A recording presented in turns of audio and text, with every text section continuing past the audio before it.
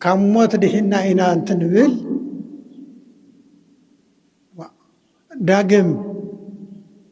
داقم موت يدامصنا الله يقامتنا الله سلا قدس ቤተ ክርስቲያን ስለ ምእመናን ሐለዋ ስለ ምእመናን መግቦት ብፁዓን ሊቃነ ጳጳሳት እግዚአብሔር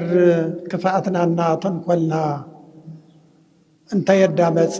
ጽኒሉ እንተ ይሰምዐ ሸለሊሉ ምሕረቱ ክእዝዘልና ጥራሕ እዚ ጸሎት እዚ አጥቢቅና ሰብኣይ የለ ሰበይቲ የለ ቆልዓ የለ ኩሉ ፍጡር እኽሊ በሊዑ ማይ ሰትዩ ዝሓድር ፍጡር ናብ ኣምላኩ ክልምን ስምዐነ ኣምላክነ ወመድሃኒነ ተስፋሆሙ ለኩሎም ኣጽናፈ ምድሪ ኢልና ክንልምን ይግባእ። ሎሚ ከም ሰብኣነ ነውየ ማቅ ለቢሶም ሓመድ ተኸዲኖም ሓመድ ነስኒሶም ኣብ መሬት ደቂሶም ስምዐነ ኣምላክነ ኢሎም ከም ዝለመኑ እሞ ፋናኢኻ እሞ ስምዐና ኣዳምፀና ኢሉ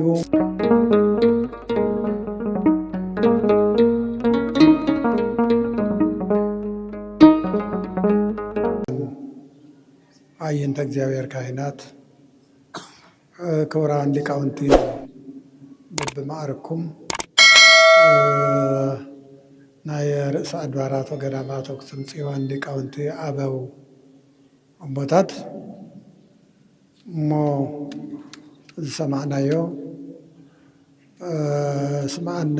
አምላክነ ወመድኃኒነ ተስፋሆሙ ለኩሎም አጽናፈ ምድር ወለእለይ ውስተ ባሕር ርሑቅ ዝብል ነቢዩ ዳዊት ቅድም ኢሉ በትንቢት ተስፋ ንዘይብሎም ተስፋ ከም ዝኾነ ብባሕርን ብየብስም ዝኸዱ ዝነገዱ ማዕበል ሞገድ ተልዒልዎም ካብ ማዕበል ሞገድ ዘድሕን ተስፋ ዝኾኖም ንኣሕዛብም ኩሉ ተስፋ ቆሪፆም ዝነበሩ ካብ ትንቢት ካብ ሱባኤ ወፃእ ዝነበሩ ናብ ተስፋ ትንቢት ኣእትዩ ተስፋ ዝኾኖም እሱ ስለ ዝኾነ ተስፋና ኢኻ እሞ ስምዐና ኣዳምፀና ኢሉ ተናጊሩ። ክቡራንና ክቡራን ኣቦታት ብዝሎም ጊዜ እዚ ጸሎት እዚ ስምዐና ኣምላክነ ወመድኃኒነ ኢልና ክንጸሊ ይግባእ። ሎሚ ከም ሰብኣነ ነውየ ማቅ ለቢሶም ሓመድ ተኸዲኖም ሓመድ ነስኒሶም ኣብ መሬት ደቂሶም ስምዐነ ኣምላክነ ኢሎም ከም ዝለመኑ እሞ ካብቱ ተኣዚዙ ዝነበረ ሓዊ ሰማያዊ ሓዊ ክድሕኑ ክኢሎም እዮም። ሎሚ እውን ንሕና እዚ ጸሎት እዚ ኣጥቢቕና ሰብኣይ የለ ሰበይቲ የለ ቆልዓ የለ ኩሉ ፍጡር እኽሊ በሊዑ ማይ ሰትዩ ዝሓድር ፍጡር ናብ ኣምላኩ ክልምን ስምዐነ ኣምላክነ ወመድኃኒነ ተስፋሆሙ ለኩሎም ኣጽናፈ ምድሪ ኢልና ክንልምን ይግባእ። ክቡራን ወለዲ وحج الناس حق يوسدك زبال نجار الله نبينا نخد زلنا عدينا بيات خد زلا انت ايو زلنا تصفى وقصرنا يتصفى انتر في عدن ودن انتر في مداني علمنا انتر في دنجل مريم زقصرنا يتصفى زي سنك خوننا إلنا تصفى زقبرنا ينقر يلي سلازي دلوم معلتي جميرنا يزلنا صلوت እግዚአብሔር ተቀቢልዎ እግዚአብሔር ክፋአትናና ተንኮልና እንተ የዳመፀ ጽኒሉ እንተ ይሰምዐ ሸለሊሉ ምሕረቱ ክእዝዘልና ጥራሕ ናቱ ፈቃድ ይኹነና ማለት ናበይ ንኸድ ከም ዘለና እንታይ ከም እንሰርሕ ብጣዕሚ ዓብዪ ችግር እዩ ካብ ሞት ድሒና ኢና እንትንብል ዳግም ሞት የዳምፀና ኣሎ ይቋመተና ኣሎ ያው አየር ኣብ መቐለ ናተመላለሰት ከም ዘላ እዩ ታያ ደልያ ናይ ቢሮ ሰራሕተኛ ኮይና ድያ ወይስ መራሒት ህዝቢ ኮይና ድያ ክትመርሕ ብዙይ ውፈሩ ብዙይ እተው ክትብል ድያ ስለዚ ንዓና ክተጥፍእ እያ ትመፅእ ዘላ እና ልመና የድልየና ጥቢቕና ምህላ የድልየና ክቡራን ወለዲ እግዚአብሔር ድንግል ማርያም አማላጅ ኮይና እሱ እውን ብርህራይኡ ብቸርነቱ ዓለም ከድሕን መፂኡ ንኩሉ መከራ 33 ዓመት 4 ወርሒ ናይ ሞት ጉዕዞ ተጓዒዙ ያው ጸልሚቱ ዝነበረ ዓለም ናብ ብርሃን ቀይሩ ረኺሱ ዝነበረ ዓለም ናብ ቅድስና ቀይሩ ተስፋ ሲኢኑ ዝነበረ ናይ 5500 ዘመን ቁራኝነት በጣጢሱ ደብርዩ ኣብ ልዕሊ ደቂቃ አዳም ነጊሱ ዝነበረ ዲያብሎስ ካብ ስልጣኑ ደብርዩ ወነሰቶም ለሃያላን መናብርቲሆሙ ከም ዝበለ ካብ መንበሮም ካብ ሰብ ልቦና አውፂኡ አጋንንትን ናይ መንፈስ ቅዱስ ማሂደር ገይሩ እንደገና ናይ ዘለዓለም ህይወት ዝኾነና ምግቢ ናይ ዘለዓለም መስተ ዝኾነና ካብ ስጉኡ ቆሪሱ ካብ ደሞ ፍሲሱ ስጋይ እዚ እዩ ናይ ዘለዓለም ምግቢ ክኾነኩም ምእንቲ ብልዑ ናይ ዘለዓለም መስተ ክኾነኩም እዚ ደመይ ንዓለማ ኩሉ ዝዋሃብ ዝፈስስ ደመይ እዚ እዩ እንኩ ስተዩ ኢሉ ዝሃበ ብዘይስውን ካሊእ መድሓኒት ዘየለ ምዃኑ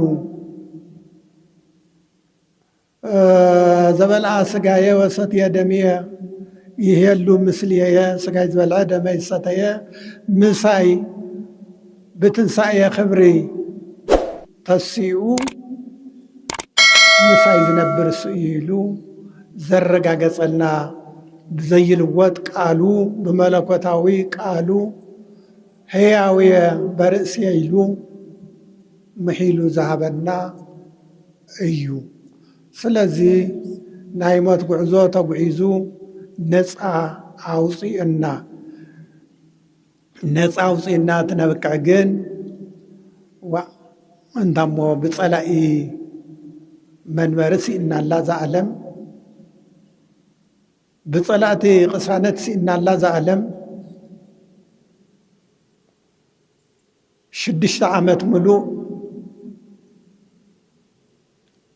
أي موت أي حوت عندي موت بيت أي حوتها وينا أنا يساب لبنا قلولو أو قلبلاو تنبر الله حز دمو زبا مصاحكم نايت اور نغاريت يغسمنالو يمسراچا تنزلاقوت اير يمتصلخو ايو تطنققو ايو تاي نغبر تاديا عيننا نرأي اذننا نسمع هلينا نفلط تاينا هنغبر زلنا نفت فطار بانا ملكت نفت فطارنا ملكت اسمعوا يا وامي هذا بني واغزيابير توقفني خمس بلا كل تطلمنا كل تقحدنا نوبا نفت زي طلم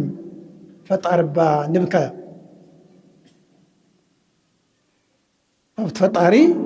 كنا نبع باي قبأنا قد مكي قبأنا وتسمعيكو أبو أدو بجنزب تعديهم كحردو سلز غربو كويو نقص حرديلو فريدو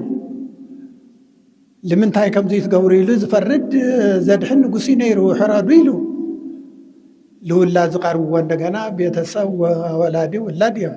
بجنزب تعديهم كحردو سيف قريبهم أب سماي أغنيعو بغيو أمرير بغيو تاوين غا تبكد آخم زيل كامرير كايلو سلاي زنوغس أي نوغس ناي كابسب قفع الزدح النوغسي نيرو نوغس حراري لأزيزو لولاد زغرو عدن أبوان يوم نيروم بجنزب تعديهم كحردو قري وملو من مالني نفتو سماياوي نغوس كبكتا زي غينه تاي تسفالني يلو نفطريو مسلمنا እግዚአብሔር ምህረት አዚዙሉ ወዲያውኑ በሉ ሕደጉ ወይሉ ተንጉሱውን ሓዲግዎ ወተቆልዓውን በእግዚአብሔር ቸርነት ድሒኑ እግዚአብሔር ተድሓነና እንታይ ፍለጥ كنهلك أيش كننا أملاك طرحنا ولمن طرحنا ونبكى سمعنا أملاكنا نبل نا لما علتي زجمر زلوا صلوات زي ما كلهم حريقنا قادا مخاد حريقنا لو أملاك كندمنيو زقد بأمو እግዚአብሔር صلاتنا تقبلوا دحنته إذا سمعنا أو البنانا يحضرنا أملاك أي تلو سمعنا يو البنانا يحضرنا صوبنا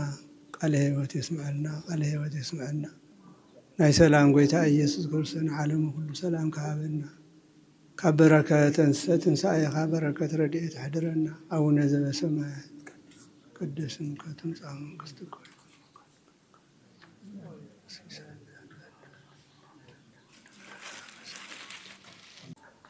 بسم الله ووالد ومنفس قدوس أحدو أملاك كوراتن دق እግዚአብሔር አስተፈላለ ክፍላተ ዓለም አውስተናው ደገን ኮይንኩም ተከታተሉና በእግዚአብሔር ስም ከመይ ሓዲርኩም ከመይ ውዕልኩም እንኳዕ ናብ 2018 ዓመተ ምህረት በዓል ርክበ ካህናት ሲኖዶሳዊ ጸሎት መንፈሳዊ አኸባ እንኳዕ አብጽሕና እንኳዕ አብጽሕኩም كم تزفلت كسرعة حواريات تتحيزو بزمة حق سرعة انه نخلط تشحن ن2000 ዓመታት ዝኣክል እናተኻየደ ዝጸንሐ ከም መንፈስ ቅዱስ መሪሕነት ኣብ ቅድስት ቤተ ክርስቲያን በዓመት 2 ጊዜ ዝግበር ናይ ሲኖዶስ ጉባኤ ሲኖዶሳዊ ጉባኤ ብፍላይ ኣብ ጥቅምትን ኣብ ጉልበትን ዝግበር ዝተለመደ ኣኸባ መንፈሳዊ ጉባኤ እዩ። እዚ ርክበ ካህናት ማለት ካብ ትንሳኤ ካብ በዓል ትንሳኤ ሓደ ኢሉ ቆፂሩ ኣብ መፋረቕ በዓል 50 ማለት ኣብ መበል 25 መዓልቲ ርክበ ካህናት ስለ ክህነት አገልግሎት ስለ መንፈሳዊ ምሕደራ ስለ ቅድስት ቤተ ክርስቲያን ስለ ምእመናን ሓለዋ ስለ ምእመናን መግቦት ብፁዓን ሊቃነ ጳጳሳት ከምኡውን ሊቃውንቲ ሓቢሱ ዝነጋገርሉ ዝእከበሉ ዝዛተየሉ ፍሉይ በዓል እዩ። በዓል እዚ ኣብዚ በዓል እዚ ድማ ብፍላይ ኣብ ዋዜምኡ ከም लब ዘመን 2018 ዓመት በዓል ትንሳኤ ዕለት 4 ሚያዝያ 4 እዩ ነይሩ። ካብ ሚያዝያ 4 ሓደ ኢልና ቆፂርና እስካብ ዛሎማዓንቲ ዕለት 25 መዓልትታት ኣውፂርና ኣለና። ክርስቶስ ተንሥአ እሙታን በአብይ ኃይል ወስልጣን አማን ተንሥአ ክርስቶስ አምላክነ እናበልና 25 መዓልትታት ኣውፂርና ኣለና። ስለዚ ኣብ መበል 25 መዓልቲ ዝካየድ ርክበ ካህናት ተባሂሉ ዝተሰየመ ካብ ሐዋርያት ተተሓሒዙ ዝመፀ ንሕና እውን ከም መበታትና ኣብ ቤተ ክርስቲያንና ተረኺብና ስሩዕ ጉባኤና ዕለት 28 ንምጅማር ዕለት 27 ኣብ ዋዜማ ኮይና ጸሎተ ዋዜማ ኣውፂሕና ኣለና። ኣብቲ ናይ ዋዜማ ስርዓት ዝተነበበ ናይ እግዚአብሔር ቃል ኣብ ማቴዎስ ወንጌል ምዕራፍ 18 ዝተጻሐፈ ለእምሃለው ክልኤቱ ወሰለስቱ ጉባኤን በስሜ ይሄሉ ማእከሎም ኣነ ክልተ ወይ ሰለስተ ወይ ልዕሊ ኮይኖም በስመይ ኣብዛ ምድሪ እዚኣ እንተዳኣ ተኣኪቦም ኣነ ኣብ ማእከሎም ኣለሁ። ዝለመንዎ ነገር ዝደለይዎ ነገር እውን ተስማዕምዕዮም ተዛትዮም እንተለሚኖምኒ ኣነ ክፍጽመሎም እየ ዝብል ዘይሕሶ ዘይሕበል ኣምላካዊ ቃል ተጻሒፉ ንሱ ድማ ኩሉ ግዜ ኣብ ውፍቲ ስርዓተ ዋዜማ ይንበብ ለምውን ተነቢቡ ተተርጉሞ ኣሎ። እዚ ማለት ታይ ማለት እዩ? ክልተ ወይ ሰለስተ በመንፈስ ቅዱስ እንተተኣኪቦም በበዝሒ ናይ ጉዳይ ዋኒን በዝሒ ይኮነን። ስለ ዝበዛሕኻ ስለ ምድራዊ ጉልበት ስለ ዘለካ ስለ ምድራዊ ስልጣንን ካልእን ስለ ዝዓተርካ ስለ ዝጨበጥካ ዝመጽእ ለውጥ የለን። ለውጥ ይዝህሉ ክብሪ ዝመጽእ ሞገስ እትላበስ በእግዚአብሔር ስም እንተተኣኪብካ በፍቅሪ እንተተኣኪብካ በሰላም ተተዛቲኻ ህዝብን ምድሓን ሰብን ምድሓን ዓድን ምሕላው ኣባግዕን ምሕላው ቆሪጽካ እንተተላዓልካ ዝመጸ እንተመጸ ዝተላዓለ እንተተላዓለ ዝኾነ ነገር ዋላ እንተ ዝኸውን እግዚአብሔር ምሳና ምሳኻት ተኾይኑ ዘሸግር ነገር የለን። ስለዚ ምሳይ እንተ ኮይንኩም እዩ ዝበልጸኩም ንበባል መድኃኔ ዓለም ክርስቶስ ንቅዱሳን ሐዋርያት እንትነግሮም ክልተ ወይ ሰለስተ ኮይኖም ኣብዛ ምድሪ እዚኣ ስለ መንፈሳዊ ነገር ተኣኪቦም ተተዛትዮም ኣነ ኣብ ማእኸሎም ኮይነ ሓሳቦም ከሳኻዕሎም እየ ከስምረሎም እየ ኢሉ ኣምላካዊ ቃል ነጊርዎም ነይሩ ኣቦታትና። ኣቦታትና እውን እቲ ቃል ንሱ ሒዞም ብቃል እውን አስተምሂረምዎ በተግባር እውን ነይረምዎ በመጽሐፍ እውን ጽሒፎም ንኣና ኣጽኒሖምና ኣለዉ። ክቡራትን ክቡራን ደቂ እግዚአብሔር በእግዚአብሔር ስም ተተኣኪብና ሕብረት እንተሃልዩና ሰላም እንተሃልዩና ብቕንዕና ንጓዓዝ ተኾይና ኩሉ ነገር ኣብ ኢድና እዩ። ዘፍርሐና ዘጨንቐና ነገር ክህሉ ኣይግባእን ኣይኽእልን እውን ሽግር ዝመጽእ እንተተፈላሊና ሽግር ዝኽሰት እንተ ዘይተስማዕምዒና ብስመይ كلتا ወይ ሰለስተ ኮይንኩም ተተኣኪብኩም ሲ ኣነ ማእኸልኩም ኣለኹ በስም እግዚአብሔር كلتا ኮይኖም ኮፊሎም እንድሕር ዳኣ ዘትዮም እንድሕር ዳኣ ነገራት እግዚአብሔር ተነጋጊሮም ዝሓሰብዎ ነገር ይሳኻዕሎም كلتا እንተ ኮይኖም ሳልሳዮም ክርስቶስ ይኸውን ሰለስተ ኮይኖም ተተኣኪቦም ራብዓዮም ክርስቶስ ይኸውን 10 ኮይኖም ተተኣኪቦም መበል 11 ክርስቶስ ኮይኑ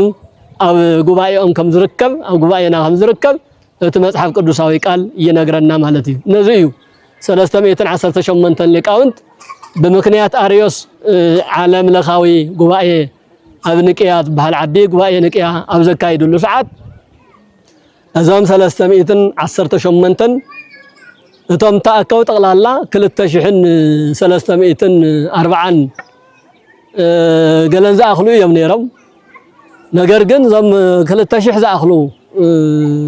سبات بفقرن بسممعنة بمنفساوي حساب حدا ينبرون أتوم بمنفساوي حساب حدا زخانو 318 ግን ክርስቶስ ማእኸሎም ኮይኑ እቲ ዝነበረ ሃይማኖታዊ ክርክር ሎቱ ስብሐት ክብር ምስጋና ንስም ንቅዱስ ስሙ ይኹን እሞ ወልድ ፍጡር ዝብል ሰይጣናዊ ሐሳብ በአርዮስ ምክንያት ተላዒሉ ስለዝነበረ ወልድ ፍጡር ተይኮነስ ፈጣሪ ኩሉ ዓለም መድኃኒ ኩሉ ዓለም ንደቂ ሰባት ክብል ካብ ሰማያ ሰማያ ዘወረደ ካብ ቅድስት ድንግል ማርያም ካብ ስጋ ስጋ ካብ ነፍሳ ነፍስ ወሲዱ ተዋሂዱ ሰብ ኮይኑ ኣብዛ ዓለም ዚ ዘተኸሰተ ዘተንቀሳቀሰ ዓለም ዘድሓነ በዛ ዓለም እንበር ከምቱ ንስኻ ተብሎ ፍጡር ኣይኮነን ፈጣሪ እዩ ዝብል ቃል ዝሓዙ 317 ሊቃውንት ነይሮም መበል 18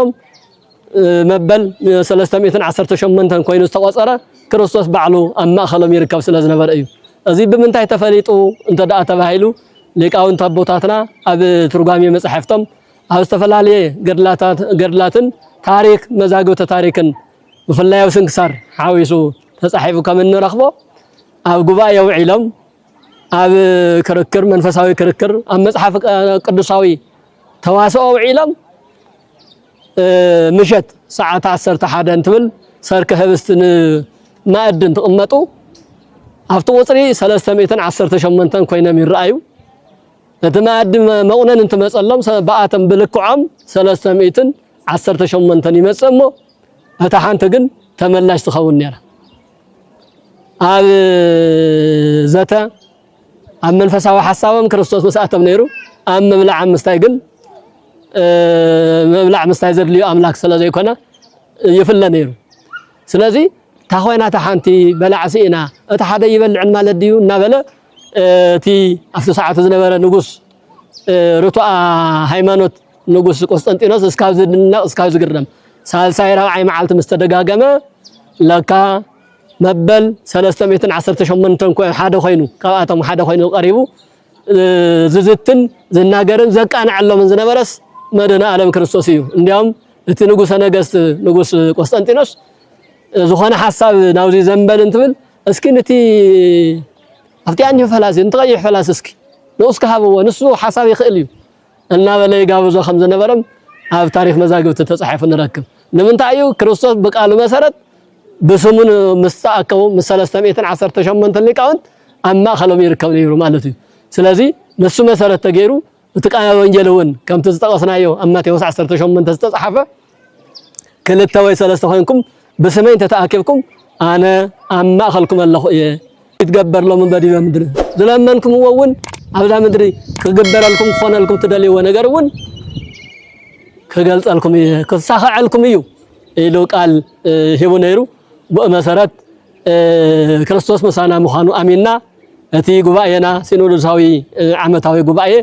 ያው ለማ አንቲ በብፁዓን አቦታትና እነ ብፁዕ አቡነ ኢሳይያስ እነ ብፁዕ አቡነ መርሃ ክርስቶስ እነ ብፁዕ አቡነ ጴጥሮስ ዓበይቲ ሊቃነ ጳጳሳት ዝመርሕዎ በፍላይ ባህታዊን ቅዱስን አቦና አቡነ ኢሳይያስ ስርዓተ ጸሎቱ በመሪሕነት ዘጠናቀቅዎ ስርዓተ ዋዜማ ፈጽምና አለና ናይዚ ጉባኤ እዚ ዓላማ ዋና ዓላማ ኣብ ዮሐንስ ወንጌል ምዕራፍ 21 ተጻሒፉ በዘሎ ክርስቶስ ናብ ደቀ መዛሙርቱ ጻውዒ በፍላይ ንጴጥሮስ وبيتروس تفكرنينو بيتروس تفتوني ديها زبل قال مطيق انت طيقو بيتروس دما هو እግዚኦ አንተ ተአምር كما انا افكرك انا خمس فتوكا እኮ ጌታ ኢየሱስ ክርስቶስ ንስሐ እኮ ትፈልጥኻ ተጠይቀና الله አንበር ትፈልጥኻ ወይ ፈትወካ እየ ኢሉ ሰለስተ ጊዜ ተጠይቁ ሰለስተ ጊዜ አረጋግጹ መስመለሰ እንባር ተፈትወን እንተንካስ ናይ ፍቅርኻ መግለጽ ዝኾነ እቀብ አባግየ እቀብ መሐስየ እቀብ አባግትየ አባግዓይ መሐስይ ገላገልተይ በሰለስተ ጾታ በሰለስተ ደረጃ ዝተገለጹ ማህበረ ምእመናት ዓበይቲ ሽማግሌ አቦታት አዴታት ከምውን መናእሰይ እንደገናውን በጾታ ደቃ አንስዮ ነዞም ሰለስተ ማህበር ነዞም ሰለስተ ዋና አካላት ዓበይትን ማእኸለወትን ህፃናትን ሓዊስካ ሓልወለይ እንድሕር ተፍቅረን ኮይንካ እዞም መባግዕ እዚኦም ከይጠፍኡ እዘን መባግዕ እዚአን ከይጠፍኣ ከይርበሻ ከይጭነቃ ቡኻርያ ጮኾም በሳኸ ይበልዕን ካብ ማህደር ቤተ ክርስቲያን ከይወፃ ካብ ሕብረት ክርስትና ከይወፃ መጻወት ሰይጣን ከይኾና ድራረጋንንት ድራር ሸይጣን ከይኾና እዘን መባግዕ ይሓልወለይ ክብል ዓብይ ምሕፅንታ ዓብይ ሓደራ ንቅዱስ ጴጥሮስ ይብዎ ማለት እዩ። ስለዚህ በዚህ መሰረት ሐዋርያት ዛቃል ዚአ ንጴጥሮስ ዝተዋሃበት ቃል ንግዚኡ 120 ዝበሃሉ ናይ ክርስቶስ ቤተሰብ 12 ሐዋርያት 72 አርድእት 36 ቅዱሳት አንስት ተደማሚሮም 120 መደበኛ ተምሃሮ ነይሮም ንግዚኡ እዚአቶም ሓሉ ማለት እዩ። ዋና ንፍጻሜው ግን አረጋውያን ሽማግለታት መናእሰይ ደቂ አንስትዮ ነዚኦም ኩሎም ሓልወለይ ትፈትወን እንተኮንካ ምእመናነይ ብምሕላው ገለጾ ፍቅርኻ ኢሉ ንቅዱስ ጴጥሮስ ነጊርዎ ነይሩ። ስለዚህ አቦታት ሊቃነ ጳጳሳት አቦታት ቆሞሳት ቀሳውስት መምህራን ንሕና ናይ ክርስቶስ ፍቅሪ እንገልጸሉ መንገዲ እንተሃልዩ ሓንትን ምእመናንና ብምሕላው እዩ። ሎሚ ብዙሓት ምእመናን ይወሰደለው ብዙሓት መናእሰይ ተስፋ ይቆርጸለው ብዙሓት መናእሰይ ናብ በረኻ ይስደደለው ብዙሓት መናእሰይ ካብ ቤተ ክርስቲያን ካፍቲ መንፈሳዊ ምሕደሪኦም ካብ ጎይቶኦም ይፍለየለው። እዚ ሓደ በጊዕ ሓደ ምእመን ሓደ ሰብ ካብ ቤተ ክርስቲያን ብዝወፀ ቁጥሪ ንሕና ተጠየቅቲ ኢና። ካህን ካብ ሊቃነ ጳጳሳት ጀሚሮ እስካብ መምህራን እስካብ ቀሳውስት መነኮሳት በሓደ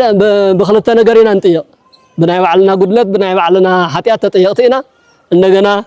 በደቅና በምእመናን በመናእሰይ አዋልድ ናታቶም ነገርውን ካለ ተጠየቅቲ ይገብረና። ስለዚህ ንፈትወ እንድሕር ኮይንና ንአምላኽና ንክርስቶስ አምላኽና ነፍቅር እንድሕር ኮይንና ምእመናንና ንሓሉ ህዝብና ተስፋ ክቆርጽ የብሉን ምሕደራና ክስተኻኸል ኣለዎ ዘለው ንቤተ ክርስቲያን ዘይምጥኑ ነገራት ብዝተፈላለየ መልክዕ ይግለጹን ይስምዑን ኣለዎ። እዚኣቶም ክስተኻኸሉ ኣለዎም። መናእሰይ እውን ዝምልከት እምበር ዘይምልከተካ ይትርአ ዘይምልከተካ እውን ቀድዕ ኢልካ ኣቦታትካ ይትጻረፍ ኣቦታት እውን ነዚ ኩነዚ በሪ ክንከፍት የብልናን ከነስተኻኸል ኣለና ክንመክር ኣለና። ስለዚ ናይ ሎማዓንቲ ኣኸባና ርክበ ካህናት ማለት እዞም ኣብ ቤተ ክርስቲያን ውሽጢ ዘለው ነገራት እቶም ጽቡቃት ጅማሮታት ተጠናኺሮም ክቐጽሉ ሓደ ድኽመታት እንተሃልዮም ደሞ እቶም ድኽመታት ተገምጊሞም ተቐሪፎም ቤተ ክርስቲያን ብነፃን ብቅድስናን ብኣምላካዊ መንገዲ ከተጓዓዝ ምእመናን በነፃነት ቤተ ክርስቲያኖም ክስዕሙ በነፃነት ስጋ ወደሙ ክወስዱ በነፃነት ክግልገሉ በነፃነት ከባረኹ ምእንቲ ነዚ ዝድህስስ ጉባኤ ንምክያድ እዩ ናይ ሎማዓንቲ ሃይልና በሓደልና ጀሚርና ዘለና። ስለዚህ ኣብ ዝተፈላለዩ ኮርናዓት ዓለም ኮይንኩም ተከታተሉና ደቂ እግዚአብሔር ብዘን መንፈሳውያን ምድያታት ኣቢልኩም ተከታተሉና ዘለኹም ኣቦታት በዝዕለ እዚ ቲ ስርዓተ ጸሎት ናይ ሲኖዶሳዊ ጉባኤ ዓመታዊ ጉባኤ ሊቃነ ጳጳሳት ይኸው ተጀሚሩ ኣሎ። ኣብዚ ዘለና ይኾይና በጸሎት ንሓግዝ ኣብዚ ዘለና ይኾይና በሐሳብ ንሓግዝ ኣብዚ ዘለና ይኾይና ንእግዚአብሔር ንጠይቅ ከም ታዓንቶ ዝበሃል ዝነበረ ዓድና ጽቡቕ የላን ዓድና ብዝተፈላለየ መልክዕ ን5-6 ዓመት ዝቐጸለ ደመና ኹናት ደመና ሞት እዩ ዘንጸላለወና ዘሎ። ስለዚህ ከነፋቀር كنماخر كنزاته كنسمع مع كندمامز كنكللنا أبوتات كناجرو خدمتو خلالهم مناسيون حسابكم بنصان بقلصن نابوتاتون قريكم كتقلصو يقبع نزو قدايزي نايزي غير حساب كوينو نقصل نزو قدايزي ما يفتحي نخلو منفساوي تفصاميتو زي سمرن زي تساخع نخون كلاتنا بصلوت نحجز كلتوي سلسته خوينا بእግዚአብሔር ስም ተታከብና እግዚአብሔር ምሳና ከምዘሎ ነረጋገጽ ንእመን አይንጠራጠር እግዚአብሔር ምሳና አንተ ሆይኖ ደግሞ ምንም ነገር ዘሰከፈናን ዘሸንፈናን የለን ክብራንን ክብራትን እግዚአብሔር ምስኩላትና ይሁን ወስብሐት ለእግዚአብሔር ክርስቶስ ሰሙታን አሰሮ ለሰይጣን ሰላም ሆነ